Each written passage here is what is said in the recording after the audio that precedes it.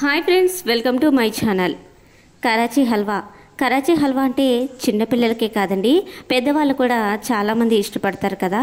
కానీ ఈ హల్వాని తయారు చేసుకోవడం చాలా పెద్ద ప్రాసెస్ అని అనుకుంటారు. కానీ చాలా సింపుల్ పద్ధతిలో, పక్కా కొలతలతో, కొద్దిగా వంట వచ్చిన వారైనా సరే ఈజీగా ఏ విధంగా తయారు చేసుకోవాలి అనేది ఈ వీడియోలో చూపించబోతున్నాను. మీరు మొదటిసారిగా నా వీడియోని చూస్తున్నట్లయితే లైక్ చేయండి, ఛానల్ని సబ్స్క్రైబ్ చేసుకోండి. ఈ విధంగా ట్రై చేసి రెసిపీ ఎలా వచ్చింది అనేది ఒక చిన్న కామెంట్ కూడా చేయండి. ముందుగా ఒక గిన్నె అయితే తీసుకోండి.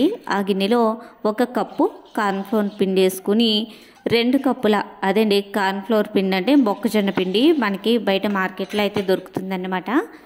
ఆ పిండి వేసుకుని మనం ఏ కప్పుతో అయితే పిండి అయితే తీసుకున్నామో అదే కప్పుతో 2 కప్పుల వాటర్ పోసి బాగా కలుపుకోండి.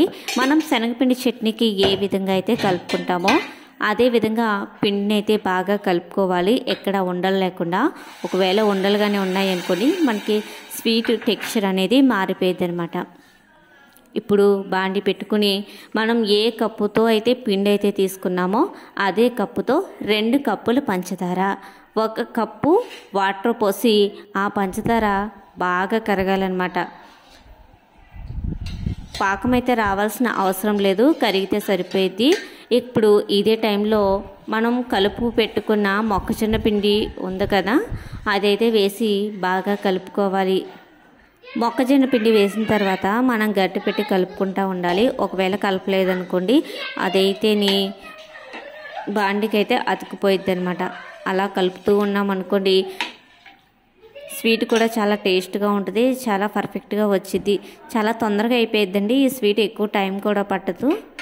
చూస్తున్నారు కదా, మనం అలా కలిపేటప్పుడే కొంచెం ముద్దలా అదంతా దగ్గర పడిపోయిద్ది అనమాట. మనం వేసుకున్న కార్న్ఫ్లోరు ఆ షుగర్ సిరప్లో అయితే కలిసిపోయి స్వీట్ టెక్స్చర్ అనేది మనకి క్లియర్గా కనిపించింది అనమాట.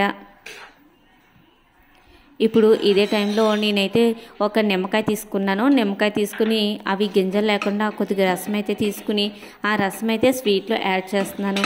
మనం నిమ్మరసం వేసుకోవడం వల్ల ఈ స్వీట్ అనేది కొద్దిగా పుల్లగా, అంతేకాకుండా జ్యూసీగా వస్తుందన్నమాట. ఈ స్వీట్కి నెయ్యి అయితే ఎక్కువ పడుతుందండి. నేను తక్కువ క్వాంటిటీలో చేస్తున్నాను కాబట్టి 2 స్పూన్లు అయితే యాడ్ చేశాను. మీరు ఎక్కువ క్వాంటిటీతో చేసుకున్నారనుకోండి, దాన్ని బట్టి నెయ్యి అయితే మీరు యాడ్ చేసుకోవాల్సి ఉంటుంది. నెయ్యి ఎంత ఎక్కువ వేసినా అయితే బాగానే ఉంటుందండి, స్వీటు టేస్ట్ అయితే బాగుంటుంది అనమాట. నెయ్యి అయితే ఎక్కువే పడుతుంది దీనికి. స్వీట్ చూసారు కదా, బాగా దగ్గర పడిపోయింది కదా. ఇదే టైంలో కొద్దిగా ఫుడ్ కలర్ అయితే యాడ్ చేసుకోండి. నా దగ్గర అయితే రెడ్ కలర్ అయితే లేదనమాట, ఆరెంజ్ కలర్ అయితే ఉంది. నేను ఇంకా ఆ కలర్నే అయితే వేస్తున్నాను. కానీ ఈ స్వీట్కి రెడ్ కలర్ అయితే చాలా బాగుంటుందండి. స్వీటు చూడడానికి బాగుంటుంది, చూడంగానే మనకి తినాలని కూడా అనిపించింది అనమాట. నేను ఆరెంజ్ కలర్ అయితే వేసి బాగా కలుపుతున్నాను. ఒకవేళ మన దగ్గర జీడిపప్పు కానీ పుచ్చగింజల పప్పు కానీ ఉంటే అవి ఈ టైంలో అయితే ముక్కలు కానీ కట్ చేసి యాడ్ చేసుకోవచ్చు.